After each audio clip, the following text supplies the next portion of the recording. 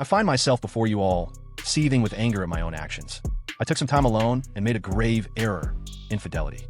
That admission is merely the tip of the iceberg. What transpires in secret reveals even grimmer tales. Covert recordings hint that Kobe's interactions with women surpassed mere cheating. Now, one of those tapes has emerged, upending the perceptions fans held dear. Let's dissect the moment when the facade of your hero cracks. It's June 30th, 2003, and Kobe Bryant walks into the luxurious lodge and spa at Cordillera in Edwards, Colorado.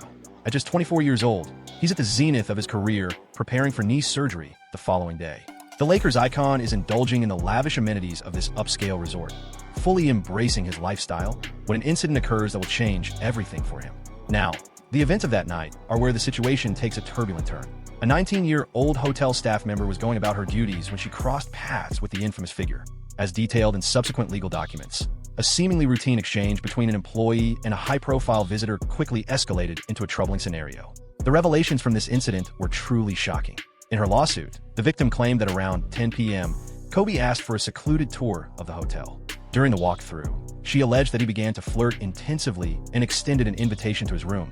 But this is where matters took a serious turn. She asserted that as she attempted to get away, he obstructed her path, kissed her without her consent, touched her inappropriately, choked her by the throat, forced her over a chair, and violated her even after she repeatedly said no. The physical evidence was truly shocking. The victim exhibited vaginal injuries and neck bruising that corroborated her claims of being choked and attacked. Even more incriminating was the discovery of 3 blood spots on Kobe's t-shirt from that evening, verified through DNA testing. And to those who might try to rationalize this, it was not menstrual blood. Medical professionals indicated that it aligned with coerced sexual interaction. This is where Kobe's narrative takes a questionable turn. During the initial police interrogation, he adamantly refuted any sexual activity. Typical move: reject all claims until the proof surfaces. It was only after the investigators informed him of having tangible evidence, such as the bloodstains on his shirt, that his narrative began to unravel.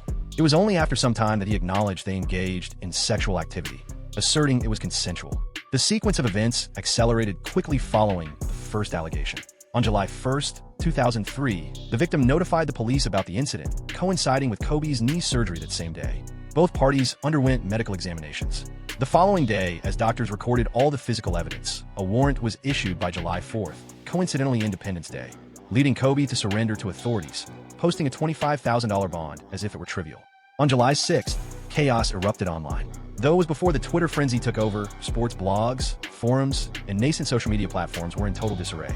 One of the NBA's shining stars, renowned for endorsing sneakers and appearing in feel-good ads, was suddenly confronted with serious allegations that could lead to a lifetime behind bars. Then, on July 18, 2003, Kobe received felony sexual assault accusations. If found guilty, he faced the possibility of spending many years in prison.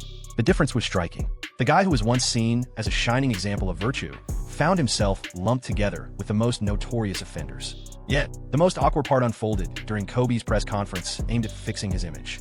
Imagine the setting: cameras flashing all around. His wife Vanessa was sitting beside him, utterly heartbroken, while Kobe attempted to manage the situation, openly confessing to his infidelity.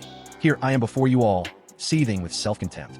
I find myself alone in this moment, recognizing we are on a treacherous path of betrayal. It's akin to the most excruciating scenario. Think of being beside your partner as they openly confess to being unfaithful with another person. I stand here, feeling both humiliated and remorseful for my betrayal. The situation is beyond grim, with Vanessa present as her husband lays bare the truth of his infidelity for everyone to see. Such a level of public disgrace would likely propel the average person into therapy and the arms of a divorce attorney. The legal saga unfolded over more than a year, with initial hearings taking place in October 2003, leading to the conclusion that Kobe must face trial. Throughout these proceedings, increasingly sordid details emerged. The defense team, likely worth more than many homes, commenced their strategy by attempting to dismantle the victim's credibility. They highlighted the presence of another man's DNA on the victim's underwear, aiming to suggest her claims were fabricated. She described it as an error with the laundry, yet the defense seized the chance to portray her as untrustworthy. They emphasized what they termed discrepancies in her account, including false claims she made regarding car issues. On the other hand, prosecutors asserted that this was a textbook case of victim blaming. They continuously referenced the medical evidence, the blood on Kobe's shirt, and a shifting narrative to establish that a non-consensual act had undoubtedly occurred. By the summer of 2004, the atmosphere turned incredibly hostile. In court, the victim began receiving death threats. Authorities continued to disclose her name, violating its confidentiality. The intimidation escalated to the point where her mother was genuinely worried for her daughter's safety. The situation became critical, leading to several arrests for threatening the victim, including a disturbed individual who was convicted for a murder-for-hire scheme. By August 2004, the victim initiated a civil lawsuit to claim compensation for the anguish, distress, and public shame she had faced. The timing was deliberate. Civil court operates under different rules than criminal court, allowing her a chance for justice and recompense, even if the criminal prosecution collapsed. Detractors quickly labeled her as merely seeking financial gain, while advocates noted that the criminal justice system often falls short for survivors, particularly against high-profile figures with vast legal resources. The criminal proceedings concluded on September 1, 2004, when the charges were dismissed due to the victim's refusal to testify. After enduring months of threats, harassment, and public scrutiny of her life, she ultimately declared, "I can't continue like this." The prosecution invested more than $200,000 in building their case. Yet in the absence of the victim's account, they had to abandon it. Once the criminal charges were dropped, Kobe issued a statement that would be dissected as one of the most scrutinized non-apologies in the realm of fame. He expressed that while he believed their encounter was consensual, he recognized that she had a different perception. This was a meticulously constructed legal declaration that acknowledges a misstep without admitting culpability, showcasing top-tier celebrity public relations strategies. The civil lawsuit continued until it reached an out-of-court resolution in March 2005. The specifics of the settlement remained undisclosed, yet legal analysts speculated it exceeded $2.5 million. Essentially, this aligns with Colorado's compensation limits for such cases. In the 2003 incident, Kobe was compelled to publicly confess to infidelity, but subsequent revelations indicated this was merely a glimpse into a larger trend of repeated cheating. To grasp the full extent of this saga, it's essential to trace back to the inception of Kobe and Vanessa's romance. When they encountered each other in 1999, Vanessa was just a 17-year-old high school student, while Kobe was already 21. The power balance in this situation was dubious from the start. An emerging NBA star was chasing after a minor. They became engaged while she was underage and said, "I do," in April 2001 without a prenuptial agreement, a detail that would hold significant weight in the future. Right from the beginning, their relationship was riddled with warning signs. Vanessa's family disapproved, and Kobe's parents outright refused to attend their wedding. They found themselves immersed in the celebrity scene of LA, akin to a haven for affluent men seeking to misbehave without repercussions. The incident in Colorado back in 2003 was humiliating, yet Kobe made efforts to mend his image like any influencer embroiled in controversy. His initial step? Lavish presents. He splurged $4 million on an 8-carat purple diamond ring for Vanessa, which the press famously referred to as the apology ring. This was the height of it all. So, here's some bling to mend the broken trust. For a time, it appeared Kobe had turned a new page. They maintained their image at events, welcomed more children, and showcased the ideal celebrity family on the red carpet. Yet, away from the spotlight, the actions that caused issues in Colorado persisted. Jump ahead to December 2011, and the shocking revelation hit. Vanessa initiated divorce proceedings, pointing to irreconcilable differences, but insiders revealed the truth. As reported by TMZ, Vanessa discovered Kobe's numerous betrayals with various women. This latest episode of cheating became the breaking point. The revelations during the divorce were shocking. Sources indicated that wives of other players had to inform Vanessa about Kobe's indiscretions, as he was openly boasting to his teammates about his extramarital liaisons. Picture discovering your husband's infidelity through the pity of his co-worker spouses. That's a whole new level of embarrassment. Reports allege Kobe was involved with more than 100 women while married. While that figure could be exaggerated for effect, even if it's just partly accurate, we're dealing with a staggering volume of betrayal. These were not mere lapses in judgment. This was an entire way of life. Speculation surged with gossip connecting Kobe to numerous women. Vanessa Curry, a past Lakers cheerleader, was said to be among his frequent flings in the early 2000s. Jessica Bushiaga, a Playboy model, found herself entangled in the drama around 2011, although she attempted to refute it online. Carla DeBello, a close friend of Kim Kardashian, was claimed to have been associated with Kobe for roughly 2 years prior to the divorce proceedings. Vanessa's decision was particularly cunning due to her impeccable timing. She chose to submit the divorce papers right after their 10-year milestone, positioning herself to possibly secure half of Kobe's estimated $150 million fortune in accordance with California law. Lacking a prenuptial agreement, and with more than 10 years of marriage behind them, she held significant advantages. The news of the divorce reverberated throughout social media and the sports world. This was Kobe, who had labored for years to restore his reputation post-Colorado, facing renewed scrutiny thanks to his wife. The perception was dreadful. Having your partner air your dirty laundry is the ultimate defeat. Vanessa faced tremendous emotional strain during this time. She had previously suffered through the public shame of that 2003 press conference. where she sat beside her husband as he confessed to infidelity. Now she was learning that the action she believed had ceased had persisted throughout their entire marriage. Certain outlets suggested that the strain from the 2003 event might have played a role in Vanessa suffering a miscarriage, amplifying the existing sorrow. The intertwining elements of public humiliation, personal deceit, and the weight of a possible loss formed a turbulent mix of distress. The divorce process morphed into a spectacle, with every aspect being scrutinized on the internet. Lacking a prenup, Kobe faced the possibility of forfeiting half of his wealth, including future income. At that point, they had two daughters, Natalia and Gianna, and Vanessa was battling for both joint custody and financial stability. Yet an unforeseen twist occurred. In January 2013, the pair revealed they were reuniting. Vanessa shared on Instagram, "We are happy to share that we have reconciled. Our divorce proceedings will be dropped." This followed a year marked by separation and legal turmoil. The news of their reunion caught many off guard. Certain individuals doubted the sincerity of the gesture, questioning whether it was driven by finances rather than true amends. Conversely, others interpreted it as a sign of Vanessa's openness to rekindle their relationship, provided Kobe could truly alter his conduct. Once they reconciled, Kobe transformed his public image significantly. He embraced the role of a devoted girl dad, took on coaching Gianna's basketball team, and became an outspoken advocate for women's athletics. They welcomed two more daughters, Bianca in 2016 and Capri in 2019. Kobe began to craft an image of a changed family man. Yet the internet retains its memories, and social media held the proof. The emergence of the hashtag #MeToo movement in 2017 reignited scrutiny on influential men who had dodged repercussions for their actions. Kobe's situation was frequently debated, with numerous individuals contending that his affluence and celebrity status enabled him to sidestep the accountability that everyday citizens would encounter. Humor also influenced the public's interpretation of Kobe's narrative. Dave Chappelle expressed some provocative views regarding the incident in his comedy performances. In one segment, he noted how Kobe's case was often interpreted through the perspectives of race and the privileges of celebrity. Chappelle's crude jokes regarding the evidence, while intended for humor, also highlighted how defense strategies that undermine a victim's credibility have seeped into mainstream culture. Analyzing Kobe's interactions with women reveals a recurring theme of repeated disloyalty, fueled by money, fame, and a societal framework that shields influential men. This narrative transcends the choices of an individual, illuminating broader themes of privilege, responsibility, and the discrepancies in how celebrities are treated compared to everyday individuals. When a beloved figure passes away, the digital world struggles to find a collective reaction.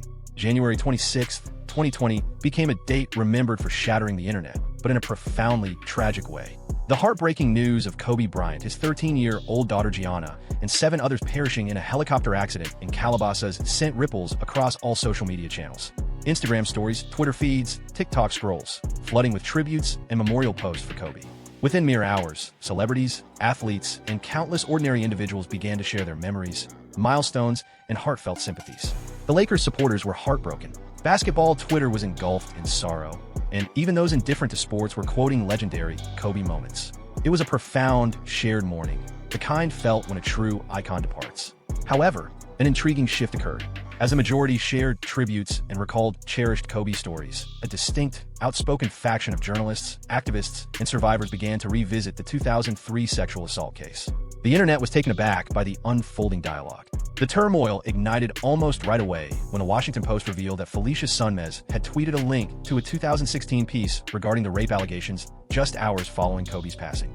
The response was immediate and fierce. Initially, the Washington Post suspended her for what they deemed inappropriate timing, but they quickly reversed their decision after facing backlash from journalistic bodies. Sunmez began receiving death threats and harassment from devoted Kobe fans who believed referencing the assault case on the day of his death was entirely inappropriate. A significant discussion emerged surrounding journalistic integrity, the timing of reports, and whether the passing of an individual should render their contentious history untouchable. However, it was the tweet from actress Evan Rachel Wood that truly captured the internet's attention. Mere hours following the announcement, she shared her thoughts. "What has transpired is sorrowful. My heart goes out to Kobe's family. He was an icon in the world of sports. He was indeed a rapist, and these realities can coexist." The responses and quote tweets were completely outrageous. Kobe's fans were enraged, labeling her as insensitive and cruel. Vanessa Bryant referred to the tweet as disgusting and shocking, especially considering the circumstances. Eventually, Wood had to secure her Twitter profile due to the overwhelming tide of harassment. Wood subsequently attempted to clarify that she wasn't aiming to vilify or glorify anyone, but simply wished to remind individuals that everyone experiences grief in their own way, and there's space for collective mourning rather than conflict. However, at that point, the damage had already been done. and she became a target across various platforms. The reactions and divisions highlighted intriguing aspects of how distinct communities handle celebrity controversies and their associated deaths. On one side, there were those who felt that referencing past allegations on the day of a person's passing was inappropriate and painful for their family. In contrast, others contended that glossing over someone's legacy by neglecting acknowledged harm was unfair to sexual assault survivors. The tension reached a breaking point during CBS journalist Gayle King's interview with WNBA icon Lisa Leslie about Kobe's legacy. King questioned Leslie pointedly, and Leslie defended Kobe's character. When King countered, suggesting her view could be influenced by their friendship, Leslie recognized the validity of that perspective but maintained her stance. She remarked that despite the interview being clipped and going viral, it did not represent CBS's intentions. The edits portrayed King as though she were disrespecting Kobe's memory, leading to swift and intense backlash. Snoop Dogg released a video criticizing King's inquiries as inappropriate, while 50 Cent also condemned the interview as out of line. The harassment escalated significantly, and King later expressed her deep embarrassment over CBS's editing of the interview, which lacked essential context. Oprah publicly backed King, disclosing that she received death threats and was grappling with the emotional impact of the backlash. This situation evolved into a significant lesson about how speaking on assault allegations has become nearly untenable in public conversations due to severe personal repercussions. Discussions persisted on social media throughout 2020 and later. Various events, like the announcement of a Warner Brothers biopic, reignited the conversation, leading many to demand that the film address the assault case to avoid historical distortion. These dialogues intertwined with larger themes surrounding cancel culture, the responsibility of celebrities, and Hashmi as well. Some contended that Kobe epitomized a case study of how influential figures could restore their reputations through calculated philanthropy and public relations, while others argued he had experienced genuine transformation. The intricacy of the situation was heightened by Kobe's own thoughts on how the 2003 incident impacted him.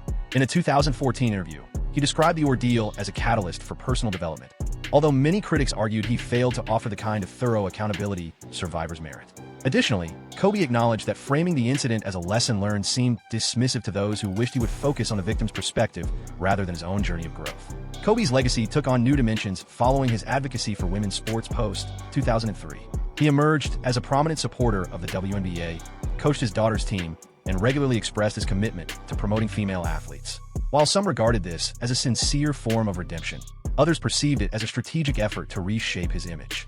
Initially, when Kobe burst onto the NBA scene directly from high school in 1996, the narrative was clear and largely favorable. He was celebrated as the heir to Jordan, both for his exceptional skill and commercial appeal, symbolizing a fresh wave of basketball talent capable of stepping into the role vacated by Michael Jordan's departure. The vibrant and gifted young athlete from Lower Merion High School was viewed as the league's next big star, yet some labeled him as ostentatious or juvenile, especially when measured against his more conventional peers. This golden boy persona endured during his initial championship triumphs alongside Shaquille O'Neal, but a pivotal moment occurred in 2003. The assault allegation drastically altered public perception of Kobe, shifting him from an emerging legend to a polarizing personality. The change was swift and harsh. Sponsorships vanished, fan loyalty diminished, and his polished image as a clean-cut idol disintegrated in an instant. However, this is where Kobe's narrative transforms into a lesson in reputation restoration. Between 2003 and 2010, he meticulously restored his public image through outstanding performance on the court and thoughtful personal branding efforts. The development of his Black Mamba identity wasn't merely promotional. It served as a mental shield, enabling both him and his supporters to distinguish the athlete from the individual. During this time, he captured more championships in 2009 and 2010, while the Mamba identity evolved into a symbol of unwavering commitment and exceptional competitiveness. From 2010 to 2016, Kobe's later career and retirement brought a notable transformation in how the public viewed him. He earned tremendous admiration for his grit in overcoming numerous injuries, especially the torn Achilles in 2013, showcasing his resolve to return to the court. His 2016 farewell tour, highlighted by an incredible 60-point game in his last appearance, solidified the narrative of a warrior who sacrificed everything for basketball. After hanging up his jersey, his accomplishments, such as winning an Oscar for Dear Basketball and promoting women's sports, positively influenced his legacy. However, the most profound change in how the public perceived him occurred following his heartbreaking death in January 2020. The helicopter crash that claimed Kobe, his daughter Gianna, and 7 others swiftly transformed him into a figure of reverence and legend. The sorrow he faced revealed his humanity in ways that years of public relations failed to achieve, redirecting attention to his life as a caring father and motivational leader. Reactions on social media following his passing displayed the intricate nature of his legacy. Recent conversations on platforms such as X highlighted this divide distinctly. Some individuals use his death to attack those who mention earlier controversies, contending that a tragic conclusion should silence negative discourse. Conversely, others argue firmly that an authentic evaluation of his legacy must encompass both his successes and the recognized damage. By 2025, Kobe continues to be a divisive figure, yet he is largely celebrated, maintaining significant cultural impact. Evidence of his lasting fame is astonishing. A trading card featuring Kobe alongside Michael Jordan fetched $12.93 million in August 2025, setting new benchmarks in sports collectibles.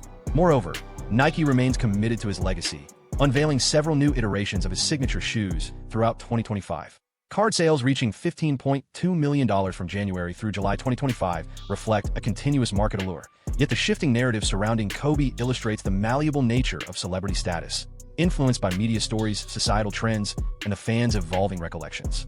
His journey exemplifies how success, conflict, calculated image crafting, and sorrow intertwine to forge a legacy that resists easy definition. Thank you for tuning in. If you like this video, please click one of the boxes on your screen to explore more related content.